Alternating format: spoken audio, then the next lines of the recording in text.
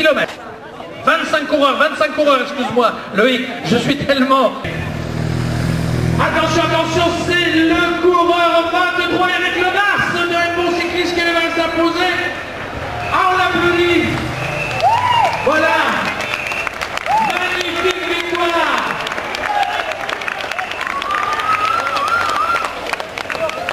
Et deuxième, bien sûr, un garçon, Michael Larp, pas victoire cette année. Ah, Michael Larp peut-être est en train de, bien sûr, de nombreuses attaques avec un morphologie de la vélo, le public qui est venu chaleureux.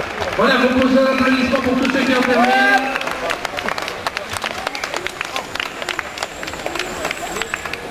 Voilà.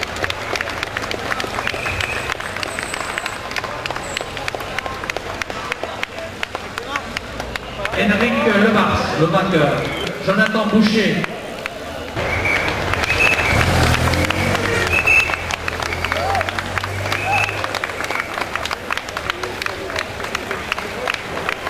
André Jacquemin, vous êtes demandé, vous pouvez bien une sonorisation. Pierre, je suis derrière à gauche. Alors on va essayer d'aller le plus vite possible parce qu'il y a un petit contrôle, donc on va essayer de se dépêcher. Hein, alors maintenant... De plus de la minute et tout a été contrôlé, tout est rentré dans l'ordre, ensuite encore une nouvelle échappée identique et vraiment ça a été vraiment dur pour se décanter, pour avoir vraiment une échappée finale, mais on a vu quand même que les coureurs étaient de qualité et qu'une grande partie du peloton a terminé dans les 2-3 minutes malgré les côtes et on arrive au sprint. Donc bravo, parce que ça fait voir aussi que ces coureurs étaient très très bien préparés et que c'est les meilleurs de profite pour féliciter les organisateurs, car organiser une classique sur route aujourd'hui c'est pas facile pour la sécurité et je voudrais remercier les organisateurs et tous les bénévoles. Car aujourd'hui, il faut, je ne sais pas combien il y avait de bénévoles aujourd'hui, mais ça doit représenter 300 à 350 bénévoles. Et c'est à toutes ces personnes que je voudrais les remercier, car c'est pour la sécurité de nos coureurs. Et aujourd'hui, sur la route, comme je le dis souvent, c'est un stade de foot qui est sur 170 km, qui est étalé sur 170 km, où dans chaque carrefour, il faut impérativement un signaleur pour courir ces coureurs. Donc bravo aux coureurs qui... Particulièrement disputé du premier au dernier des 170 km, la 5e édition de la classique Champagne-Ardenne a vu la victoire ce dimanche à Sedan du Morbihanais Eric Lebars de N-Bon Cyclisme, qui est parvenu à s'extirper d'un groupe de 25 costauds animateurs à 400 mètres de la ligne d'arrivée. Avec 3 coureurs parmi ce groupe d'échappés, les formations d'N-Bon Cyclisme, du VCPI de Loudéac et du VC Cournon d'Auvergne avaient plus que jamais la Coupe de France des clubs de DN3 dans le viseur. En plaçant ces 3 cartouches dans le top 11 du jour, l'équipe auvergnate du Team Pro Imo, Nicolas Roux, constitue uniquement des jeunes loups du cru, succède au palmarès au CC Cambrésien, avec désormais l'ambition claire et affirmée de continuer à monter dans la hiérarchie des formations hexagonales dites amateurs. Monsieur le maire Didier Herbillon a invité l'ensemble des protagonistes au salon de l'Hôtel de Ville, où il a donc tenu à présenter ses félicitations aux vainqueurs et à l'organisation. Nous allons donc l'écouter. Bien sûr, le troisième pour compléter, qui va être remise par, bien sûr, Christophe Clodon. Alors Christophe Clodon, c'est l'homme qui a plein d'idées, hein. C'est l'homme qui s'appelleront pour le 10e anniversaire. Trouver son terme dans cette ligne. C'est le résultat, le fruit d'un travail en commun mené par une fusion de 3 organisations. ACO, ça c'est Bernard Volardon, c'est la partie ardennaise, mais aussi toujours en Ardennes, le circuit des Ardennes, et puis vous le voyez ici via ces quelques modos, bien les boucles de la Marne dont s'occupe monsieur Claude Enfant, et qui préside aujourd'hui l'organisation de cette manifestation. Alors, on l'a dit souvent, c'est une classique des villes de foire. Châlons, la foire bat son plein, et à Sedan, ça commence la semaine prochaine. C'est aussi la classique des villes d'arrêt d'histoire, 2 villes d'arrêt d'histoire en Champagne-Ardenne, Châlons et Sedan. Je sais d'ailleurs auprès de mon ami Bourgois la semaine prochaine pour inaugurer avec lui, au titre du secrétariat général des villes d'arrêt d'histoire, leur centre d'interprétation de l'architecture et du patrimoine. Les Chalonnais qui sont ici le savent, c'est une très belle réalisation, et donc j'irai inaugurer auprès de Bourgois cette belle réalisation. Le centre d'interprétation de l'architecture et du patrimoine à Sedan est en cours de constitution.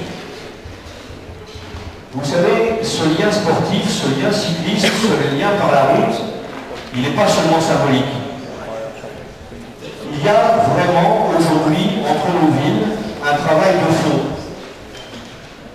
Une organisation qui n'est pas encore très connue et qui s'appelle le G10 regroupe aujourd'hui les 10 plus grandes villes de Champagne-Ardenne et de Picardie. Et ces 10 villes, dont Sedan fait partie, dont Châlons fait partie, ont l'intention de créer un pôle métropolitain, c'est-à-dire de se donner les moyens de travailler ensemble avec des moyens importants pour mieux se développer et pour mieux faire face à la concurrence internationale. Eh bien, au fond, le fait de relier nos villes par ce lien cycliste, c'est tout simplement la concrétisation de collaborations qui, dans les années qui viennent, vont s'amplifier, je l'espère. Alors je voudrais très sincèrement remercier tous les acteurs, et en particulier les bénévoles, sans lesquels, M. Jacquemart le sait bien, rien ne serait possible. Les 88 bénévoles de cette course. Merci à eux, et je crois qu'ils méritent nos applaudissements.